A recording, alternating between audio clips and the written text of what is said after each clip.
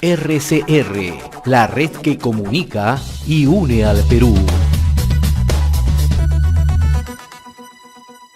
A esta hora queremos agradecer la amabilidad que tiene con RCR, Red de Comunicación Regional, al doctor Víctor García Toma, expresidente del Tribunal Constitucional, también ha sido ministro de Justicia. Qué gusto saludarlo, doctor García Toma, muy amable como siempre. ¿Cómo le va, José? Gusto en saludarlo. Bien, la noticia del día, sin lugar a dudas, la constituye la decisión de la Comisión Permanente del Congreso, ¿no? Ha aprobado el informe que recomienda la inhabilitación por 10 años de cualquier ejercicio público al expresidente Martín Vizcarra, 8 años para la exministra Pilar Macetti y 1 año para la ex canciller Elizabeth Astete por la vacunación irregular con dosis que estaban destinadas a los investigadores de un estudio clínico. Me gustaría conocer primeramente su opinión, si el Congreso ha actuado dentro de sus facultades. Fíjese, los artículos 99 y 100 prevén la posibilidad del Instituto de la Acusación Constitucional, que tiene dos modalidades, ¿no? El antejuicio político para los casos de aquellos funcionarios que hubiesen cometido delito en el ejercicio de la función, y el segundo, el juicio político para aquellos altos funcionarios que hubiesen incurrido en una infracción de la Constitución. Le pondré algunos ejemplos, ¿no? ¿Cómo no? Si un presidente de la República decidiese salir del territorio nacional sin la previa autorización del Congreso, incurre en un acto de infracción. Si el Poder Ejecutivo expidiese un decreto legislativo sin la previa ley autoritativa del Congreso, incurre en una infracción. Si el Poder Ejecutivo no cumple al 30 de agosto con presentar el proyecto de ley de presupuesto, incurre en una infracción. ¿Cuál es la imputación que se le hace al señor Martín Vizcarra, entre otros funcionarios? Es el de haber hecho un ejercicio abusivo de su cargo al haber ordenado o conseguido se le inocule una vacuna que es considerado un bien público. Este acto se entiende como un ejercicio incorrecto o indebido de la función, ¿no? En la medida en que se entiende que el presidente es un mandatario, el pueblo es el mandante. Su responsabilidad es servir a la nación y no servirse o ser servido del cargo, ¿no?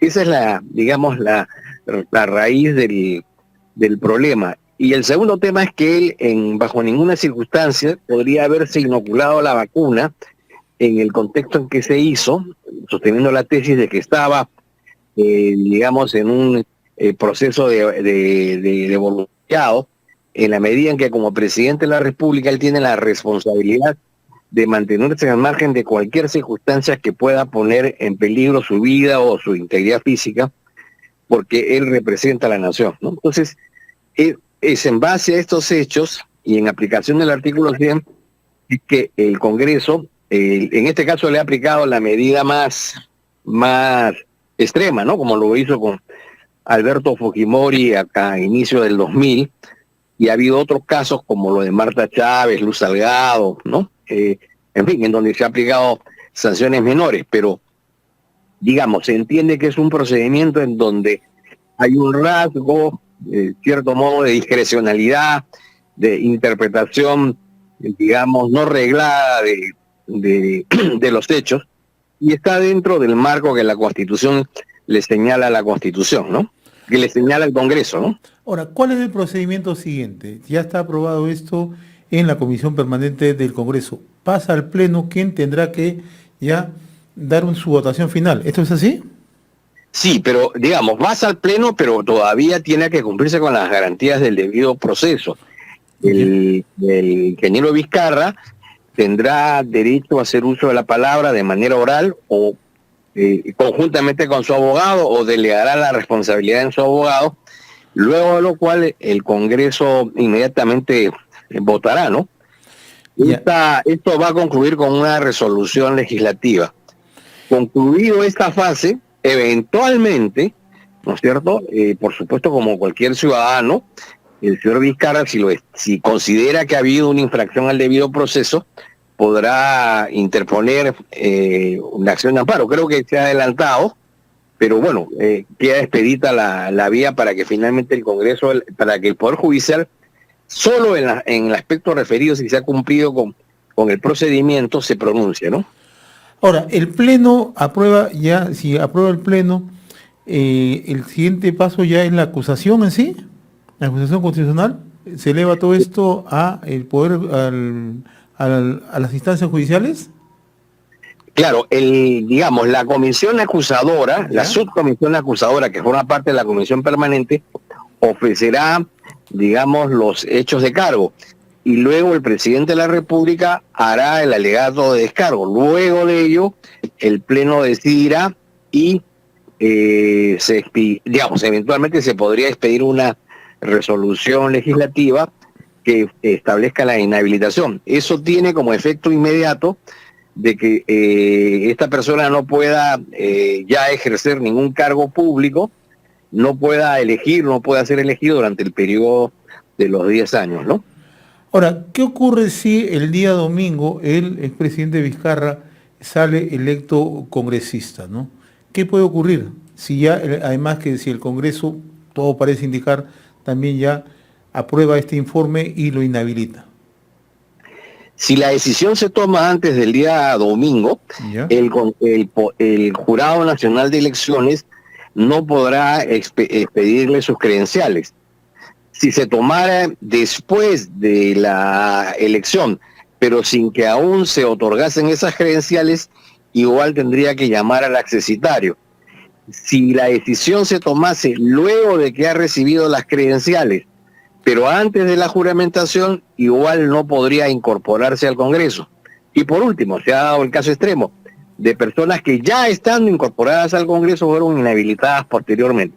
Ese fue el caso de Luz Salgado, fue el caso de Marta Chávez, ¿no? Sí.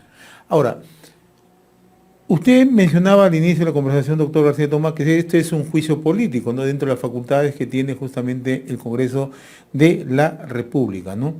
Eso no quita que también el proceso siga ya en manos del Poder Judicial.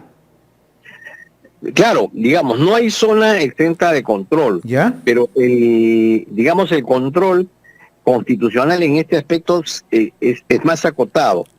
Le pongo un ejemplo. El presidente de la República tiene facultad de indultar.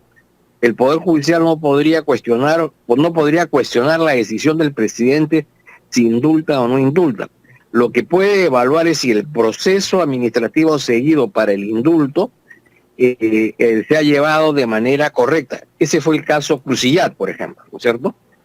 Cuando se anula el caso Crucillat, no se afecta la decisión del presidente de indultar. Lo que se señala es que al momento de indultar no se habían cumplido con las fases procedimentales para que él pudiera tomar su decisión dentro del marco de la Constitución.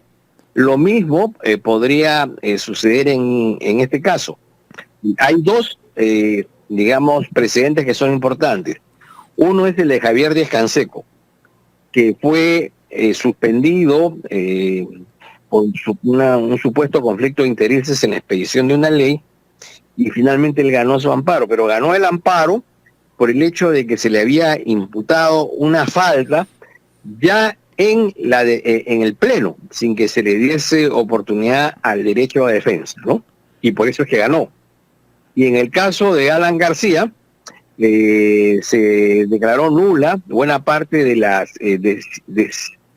decisiones que había tomado la comisión presidida por el ex congresista Tejada, porque esa comisión no había respetado una serie de garantías que todo justiciable tiene, que es el de poder conocer, por ejemplo, los documentos, el de no tener claro y preciso cuáles son los hechos imputados, etcétera, etcétera. Es decir, el control es solamente sobre la parte formal, la parte procedimental. Ahora, el expresidente Vizcarra, durante su alegato de defensa en la comisión permanente, él ha dicho que va a recurrir a otras instancias, ¿no? Y entendemos que son instancias tanto nacionales como supranacionales. ¿A quién tendría que recurrir en este caso? ¿Al Poder Judicial o al Tribunal Constitucional, si es que fuera suspendido? No, en primer lugar tiene que agotar la jurisdicción interna, y ¿Ya? la jurisdicción interna se inicia en el Poder Judicial ¿Ya? Y solo en el caso que el Poder Judicial estime que no hay amenaza o no hay violación de un derecho fundamental, el justiciable, en este caso el señor Vizcarra, tiene la prerrogativa de presentar un recurso extraordinario ante ante el Tribunal Constitucional. Agotada la jurisdicción constitucional con una decisión contraria del Tribunal Constitucional, recién se le abren las puertas de la jurisdicción supranacional. Es un largo camino, ¿no? Ya. Ahora, en el caso de la actuación del Congreso, el Congreso se ha ajustado estrictamente al marco constitucional, porque el expresidente Vizcarra ha dicho que a él no le perdonan haber cerrado el Congreso y que es un perseguido político. Bueno, lo importante en este caso es que hay hechos que se pueden considerar como infracción a la Constitución, y lo segundo es que el Congreso se haya preocupado en garantizar el debido proceso, ¿no? Si esas dos circunstancias se dan, la decisión que toma el Congreso es una decisión que es conforme a derecho, ¿no? Porque en este caso hay el libre examen de los hechos, hay digamos, los criterios políticos que tienen que ver con la necesidad, la oportunidad, la conveniencia. Son criterios diferentes a las de una jurisdicción, digamos, judicial, ¿no? Y dentro de su percepción, dentro de la experiencia que usted tiene, ¿el Congreso ha actuado dentro del debido proceso, doctor García Tomás?